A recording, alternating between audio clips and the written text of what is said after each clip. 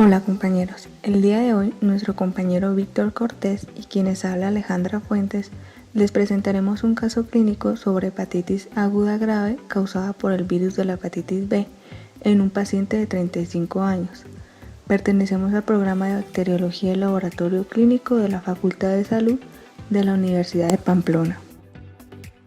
En la presentación del caso clínico tenemos a un varón de 35 años de edad originario de Sandoná, Nariño. Como antecedentes, él refiere el consumo de alcohol en los últimos 8 meses y mantiene relaciones sexuales frecuentes sin protección con personas del mismo sexo. En su historia clínica, revela que aproximadamente un año el paciente fue tratado en esta misma institución en la unidad de rehabilitación por el consumo de drogas intravenosas y alcohol, pero niega el consumo de algún tipo de fármaco. Él acude al servicio de urgencias del Hospital Departamental de Nariño en marzo del 2019 por presentar un cuadro clínico de diarrea, fiebre, vómitos, sensación de picazón acompañado de pérdida de apetito e intolerancia oral de 12 días de evolución. El médico le realiza exploración física y encuentra que el paciente presenta ictericia escleral acompañado de dolor abdominal con predominio en hipocondrio derecho a la palpación. Procede a tomarle los signos vitales, encontrando la tensión arterial 140-80 milímetros de mercurio, temperatura de 38 grados centígrados, frecuencia cardíaca 110 latidos por minuto, frecuencia respiratoria 18 revoluciones por minuto y el resto del examen físico fue normal. Luego de esto, el paciente es derivado al área de observación del servicio de urgencias para valorar la progresiva evolución del cuadro clínico, con un diagnóstico presuntivo de una enfermedad de transmisión sexual, hígado graso por consumo de alcohol, colestasis o una posible hepatitis por descartar su etiología. El médico, al observar todos los signos y síntomas que el paciente presentaba, solicita exámenes de laboratorio como cuadro hemático, perfil hepático, tiempos de coagulación, pruebas de función renal, serología para VIH, sífilis, citomegalovirus, hepatitis C, hepatitis B y hepatitis D. Aquí podemos observar los resultados del laboratorio, donde en el cuadro hemático podemos destacar la hemoglobina y el hematocrito que se encuentran disminuidos, una BCG aumentada, unos leucocitos aumentados con predominio de linfocitos y unas plaquetas disminuidas. En las pruebas de coagulación, tanto el tiempo de trombina como el tiempo parcial de tromboplastina se encontraron alterados. En el perfil hepático solicitado al paciente, llama la atención que todos los parámetros analizados resultaron alterados, como las aminotransferasas, gamma-glutamiltranseptidasa, fosfatasa alcalina y bilirrubinas. En las pruebas serológicas realizadas se destaca el antígeno de superficie del virus de la hepatitis B, el anticuerpo frente al antígeno core del virus de la hepatitis B, inmunoglobulina M, anticuerpo frente al antígeno E de la hepatitis B, inmunoglobulina G y el antígeno core del virus de la hepatitis B que dieron como resultado positivo. En la proteína C reactiva y lactato deshidrogenasa podemos observar que su resultado se encuentra muy aumentado frente a su valor de referencia. En las pruebas de función renal observamos que la creatinina y el amoníaco se encuentran alterados. En su perfil lipídico, el colesterol total, triglicéridos, LDL y VLDL se encuentran aumentados y HDL disminuido. El médico, al conocer los resultados del laboratorio y correlacionando los signos y síntomas que presentaba el paciente, llega a un diagnóstico definitivo de una hepatitis B aguda grave. Luego de que el médico logró dar con el diagnóstico, ¿qué tratamiento se le ordenó a este paciente? Él inició tratamiento con medicamentos antivirales, entre ellos el tenofovir 245 miligramos cada 6 horas. ¿Y cómo evolucionó? Él evoluciona favorablemente. Se valora con medicina interna y es dado de alta a los 4 días después del tratamiento. 3 meses de iniciado el tratamiento, el médico manda nuevamente exámenes de laboratorio y él ya presenta niveles de transaminasas, bilirrubinas, LDH dentro de los valores normales y la carga del virus de la hepatitis B resultó indetectable. El diagnóstico definitivo de nuestro paciente entonces es una hepatitis B aguda grave, Pero ¿cómo llegamos a este diagnóstico? Para ello, partiremos de la siguiente premisa. El paciente fue derivado a la unidad de observación para su valoración con el diagnóstico presuntivo de una enfermedad de transmisión sexual, un hígado graso por consumo de alcohol, una colestasis y una hepatitis por descartar etiología. ¿Y por qué pensar en una enfermedad de transmisión sexual? Recordemos que dentro de los antecedentes epidemiológicos de nuestro paciente, este relata que mantiene relaciones sexuales frecuentes con personas del mismo sexo sin protección alguna, lo que directamente se convierte en un factor de riesgo para la adquisición de enfermedades como el VIH y la sífilis. Además de esto, nuestro paciente es consumidor de drogas intravenosas, lo que se convierte en un factor de riesgo para la adquisición del virus de la hepatitis C y el virus de la hepatitis D. Pero ¿cómo descartamos este cuadro clínico? Para ello solicitamos al laboratorio la medición de anticuerpos frente al virus de la inmunodeficiencia 1 y 2 que resultó negativo, una prueba no treponémica VDRL para sífilis que resultó no reactiva, anticuerpos frente al virus de la hepatitis C con un resultado negativo y anticuerpos frente al virus de la hepatitis D negativo, descartando así que el paciente esté cursando con una enfermedad de transmisión sexual. ¿Podríamos sospechar que nuestro paciente esté cursando con un hígado graso por consumo de alcohol? La respuesta es sí. Recordemos que el consumo excesivo de alcohol puede originar daños a nivel del hígado. Posterior a este daño, se puede dar la acumulación de lípidos y grasas. Recordemos que dentro de los antecedentes epidemiológicos importantes de nuestro paciente, encontramos que él fue rehabilitado por consumo de alcohol y que durante 8 meses en la actualidad ha consumido alcohol. Pero ¿cómo podemos descartar este cuadro clínico? Para ello solicitamos un perfil lipídico al laboratorio, dentro del cual los valores que se encuentran por fuera del valor de referencia fueron el colesterol total y los triglicéridos, pero con un aumento no muy significativo. Para un hígado graso, entonces los parámetros del perfil lipídico generalmente se van a encontrar muy elevados. Inicialmente el cuadro clínico no va a cursar con ictericia, cursa generalmente con edema en las extremidades inferiores y hay un enrojecimiento en las palmas de las manos. Otro de los diagnósticos presuntivos de nuestro paciente fue una colestasis, ya que este presentaba dolor en el hipocondrio derecho, vómitos, diarrea, sensación de picazón, fiebre e ictericia. Pero ¿cómo descartamos este cuadro clínico? Para ello solicitamos al laboratorio la medición de la gamma-glutamil transpeptidasa y la fosfatasa alcalina. Recordemos que estas son enzimas que se encuentran a nivel de conductos hepáticos y a nivel de conductos de las vías biliares. Los resultados fueron los siguientes: la gamma-glutamil transpeptidasa 112 unidades internacionales sobre litros y la fosfatasa alcalina 280 unidades internacionales sobre litros. Podemos observar que hay un ligero incremento en comparación al valor de referencia, pero en una colestasis los marcadores específicos como son la gamma-glutamil transpeptidasa y la fosfatasa alcalina los vamos a encontrar mucho más elevados, lo que de alguna manera nos ayudan a descartar esta colestasis. Y también podríamos sospechar de una hepatitis de tipo viral o alcohólica. Alcohólica, ya que nuestro paciente presentaba un consumo de alcohol durante 8 meses, además de esto acompañado de un cuadro clínico característico de dolor en el hipocondrio derecho, vómitos, diarrea, sensación de picazón, fiebre e ictericia. Pero ¿cómo descartamos esta hepatitis alcohólica? Un criterio es mediante la relación aspartato-alaninoaminotransferasa, que generalmente en las hepatitis alcohólicas va a ser mayor a 1. En el caso de nuestro paciente, la relación aspartato-alaninoaminotransferasa fue de 0,72. Además de esto, las pruebas serológicas fueron positivas para el virus de la hepatitis B y generalmente el recuento diferencial de leucocitos se encuentra dentro de los rangos normales en una hepatitis alcohólica.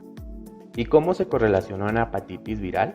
Nuestro paciente presenta un cuadro característico clínico de dolor en el hipocondrio derecho, acompañado de vómitos, diarrea, sensación de picazón, fiebre e ictericia. El primer punto a tener en cuenta es que la aparición de los síntomas se correlacionan con el tiempo de incubación del virus, que es de 15 a 180 días. Nuestro paciente tenía un cuadro clínico de 12 días de evolución.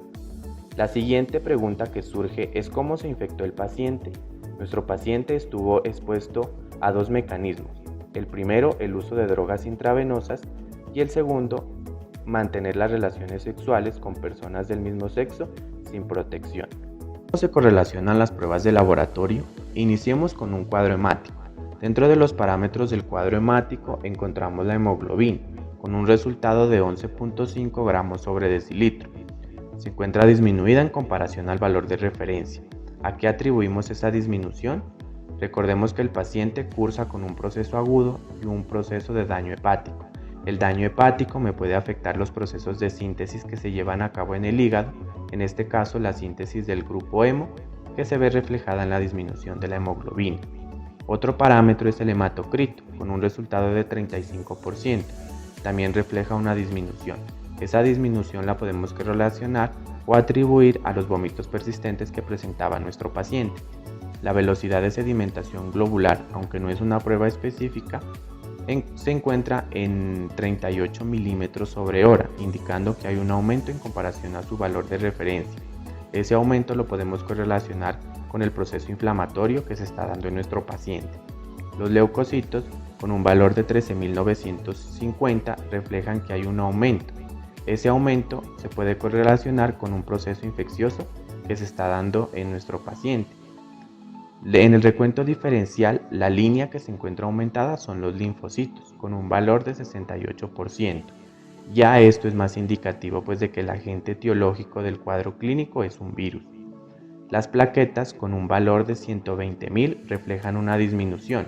Esa disminución la podemos correlacionar ya que hay un daño hepático, y ese daño hepático pues me permite la liberación de factores procoagulantes y también pues que haya un gasto de plaquetas.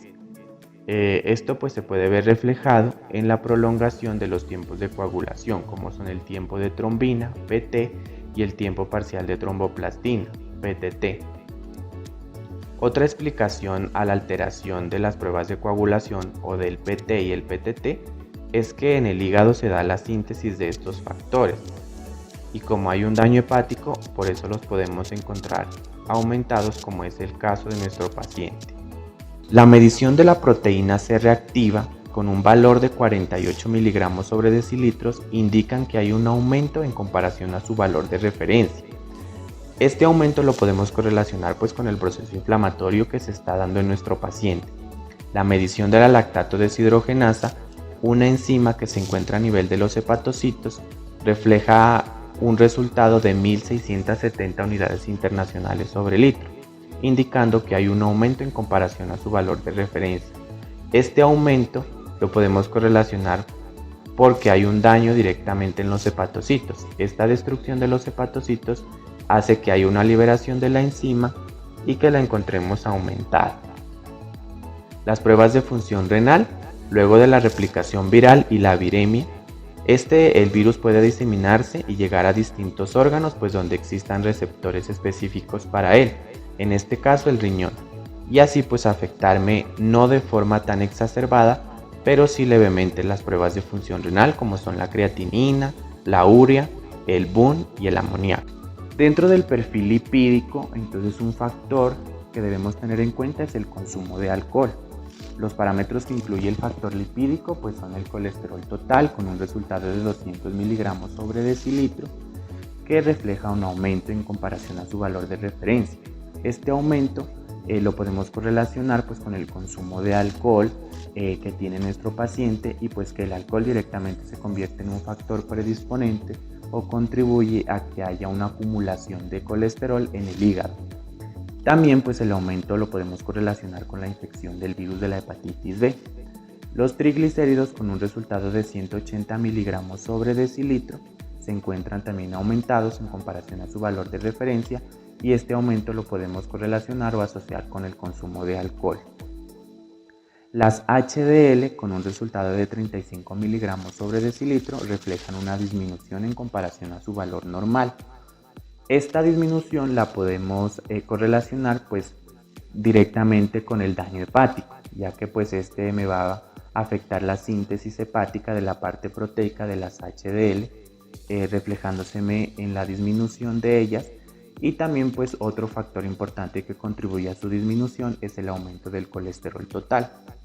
Las VLDL, entonces con un resultado de 18 miligramos sobre decilitro, podemos observar que se encuentran dentro del valor de referencia normal. Pero en las hepatitis, pues el patrón característico que ellas van a presentar es que tienden hacia la disminución. Esta disminución se me da pues o se correlaciona directamente con el daño hepático por parte del virus, que me afecta los procesos de síntesis hepática de la parte proteica de las VLDL. Las LDL, con un resultado de 64 miligramos sobre decilitro, oscilan dentro de su valor normal, pero también tienden hacia la disminución en estos casos de hepatitis, ya que ellas resultan de la degradación de las VLDL, estas en IDL y estas en LDL. Dentro del perfil hepático, entonces tenemos marcadores como son la alaninoaminotransferasa y la aspartatoaminotransferasa. Estas enzimas son marcadores de daño hepatocelular específicas por la fisiopatología del virus. La alaninoaminotransferasa entonces refleja un valor de 784 unidades internacionales sobre litro y la aspartatoaminotransferasa un valor de 571 unidades internacionales sobre litro, evidenciándose pues un aumento en las dos enzimas. Característicamente en los cuadros clínicos de hepatitis agudas, las transaminasas muestran un valor o un aumento por encima de las 500 unidades internacionales sobre litro. Entonces, este aumento de las transaminasas está dado puesto que el virus de la hepatitis B, al ser un virus hepatotrofo o tener afinidad por los hepatocitos, llega pues acá a los hepatocitos, se internaliza o es internalizado en los hepatocitos. El hepatocito toma péptidos del virus, los lleva a la superficie y por medio del complejo mayor de histocompatibilidad que expresa el tipo 1 es reconocido por los linfocitos T, CD8 o los citotóxicos, y que ellos pues van a ser los encargados de mediar la necrosis o la apoptosis del hepatocito.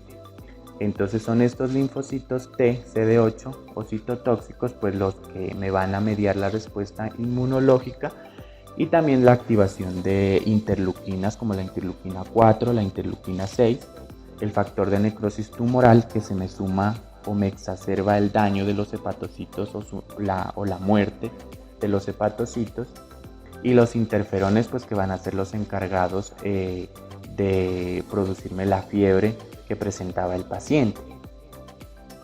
Otro parámetro es la gamma-glutamil-transpeptidasa con un resultado de 112 unidades internacionales sobre litros y la fosfatasa alcalina con un resultado de 280 unidades internacionales sobre litros. Las dos pues muestran un aumento leve en comparación al valor de referencia. Estas dos enzimas entonces son marcadores de obstrucción de conductos. La correlación del aumento de estas dos enzimas se debe pues a que al haber una quimiotaxis exacerbada en el hígado de respuesta inmunológica, entonces se me van a obstruir los conductos hepáticos, pues reflejándose en el aumento de estas dos enzimas. Otro parámetro es la bilirrubina total y la bilirrubina directa. Entonces el aumento de la bilirrubina total con un resultado de 6.5 miligramos sobre decilitros podría explicarse pues porque hay una obstrucción de los conductos hepáticos debido al daño de los hepatocitos y la quimiotaxis de la respuesta inmune que se está dando en el hígado. Entonces, al estar obstruidos los conductos hepáticos, la bilirrubina total o la bilirrubina conjugada no puede cumplir con su metabolismo normal, que es llegar al intestino, desdoblarse en estercobilina y darle el pigmento pues a las heces fecales. Entonces esta obstrucción o este aumento de la bilirrubina total me podría explicar pues como no está llegando hacia el intestino, me podría explicar la acolia que presentan las heces en las hepatitis. La bilirrubina directa pues muestra un resultado de 4.8 miligramos sobre decilitro, también se evidencia un aumento y es debido al daño hepatocelular. Entonces se realiza medición de la bilirrubina directa, ya que pues debemos saber que existen miles de hepatocitos en el hígado, pero al haber pues una infección por el virus de la hepatitis B, no todos se van a infectar o se van a destruir. Entonces algunos sí me van a poder cumplir con procesos como la conjugación de la bilirrubina. Entonces el aumento de las bilirrubinas, entonces en sangre van a empezar a ser filtradas por el glomérulo y me puede explicar, o esto me explica por qué se da la coluria o las orinas oscuras en pacientes con hepatitis agudas. Dentro de las pruebas serológicas, entonces la medición de los anticuerpos de clase G y clase M frente al citomegalovirus, un resultado negativo, entonces me descarta inmediatamente una infección por este virus. En la gráfica tenemos el curso serológico de la hepatitis B, que se divide en dos fases. La fase aguda, donde se me va a presentar la sintomatología y la clínica del paciente, y la fase de recuperación. En la fase aguda tenemos que el primer marcador, que se me eleva un poco antes de la aparición de los síntomas, se mantiene elevado durante la fase aguda y disminuye un poco después de que ha iniciado la fase de recuperación, es el antígeno de superficie del virus de la hepatitis B. Esto lo podemos correlacionar pues con el resultado positivo de la medición del antígeno de superficie frente al virus de la hepatitis B del paciente. Entonces podemos decir pues que el paciente se encuentra en una fase aguda. Inmediatamente luego de la disminución del antígeno de superficie del virus de la hepatitis B, este evoca una respuesta inmunológica que se ve reflejada en la aparición de los anticuerpos totales frente al antígeno del virus de la hepatitis B. En el caso, los anticuerpos totales frente al antígeno de superficie del virus de la hepatitis B fue negativo, lo que me ayudaría a confirmar que el paciente se encuentra en una fase aguda. Otro marcador importante es el antígeno E o el antígeno de replicación. Este se eleva un poco después de que se ha elevado el antígeno de superficie del virus de la hepatitis B y es el primer antígeno en desaparecer. Su disminución directamente o inmediatamente, la disminución del antígeno de replicación, pues me evoca en una respuesta inmunológica, viéndoseme reflejada pues en la aparición de los anticuerpos de clase G frente al antígeno de replicación del virus de la hepatitis E, como pues observamos el patrón que presentó el paciente. El antígeno E está negativo y los anticuerpos de clase G frente a este antígeno pues se encuentran positivos.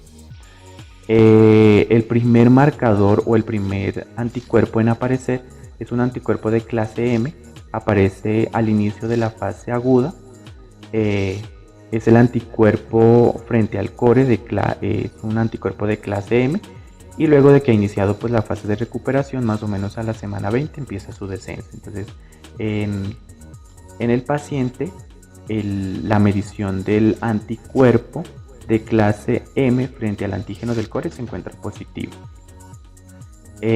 También tenemos pues que iniciada la fase de recuperación, hay una respuesta inmunológica que se ve, o la formación de anticuerpos de clase G frente al antígeno del core. En nuestro paciente pues este resultó negativo, también indicándonos pues que el paciente aún no ha iniciado su fase de recuperación y que se encuentra en una fase aguda. Durante la fase aguda pues también encontramos una elevación exacerbada de las transaminasas, como son la alaninoaminotransferasa y la aspartato aminotransferasa. En el curso de la fase aguda pues también podemos cuantificar el ADN del virus de la hepatitis B, que disminuye un poco antes de que termine la fase sintomatológica.